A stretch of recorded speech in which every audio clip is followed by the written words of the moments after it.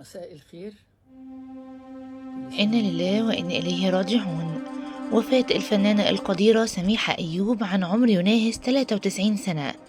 منذ قليل أعلن الفنان أشرف زكي نقيب الممثلين خبر وفاة سيدة المسرح العربي الفنانة الكبيرة سميحة أيوب بعد مسيرة فنية عظيمة استمرت أكتر من 70 سنة.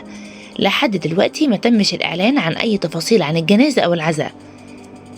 اللي كتير ما يعرفوش عن سميحة أيوب إنها اتولدت في حي شبرا في القاهرة، وكانت بدايتها الفنية بدري جدا. اتخرجت من المعهد العالي للفنون المسرحية سنة 1953، واتعلمت على إيد الفنان الكبير زكي طليمات اللي كان ليه دور كبير في تكوين شخصيتها الفنية. على المسرح قدمت سميحة ما يقرب من 170 عمل مسرحي، منهم ربع العدوية وسكة السلامة ودماء على أسطار الكعبة. رغم ان المسرح كان هو ملعبها الاساسي، لكنها برضو سابت بصمتها في السينما والتلفزيون. وفي السينما شفناها في افلام زي ارض النفاق وفجر الاسلام ومع السعادة وبين الاطلال.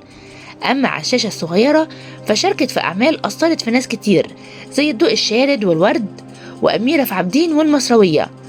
راحلة سميحة أيوب اتكرمت من أكتر من رئيس، منهم جمال عبد الناصر وأنور السادات وحافظ الأسد، وآخر تكريم ليها كان من الرئيس عبد الفتاح السيسي اللي قابلته في احتفالية عيد الشرطة، ووقتها قالت: أشعر بالتقدير من الدولة المصرية، خصوصا لما الرئيس السيسي سلم عليا واتفاجئت بتدريس سيرتي في المناهج، وده وسام على صدري.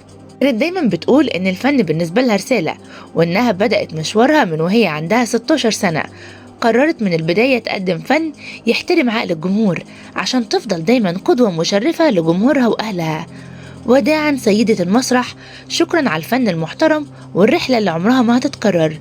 ياريت كلنا ندعي لها بالرحمة والمغفرة.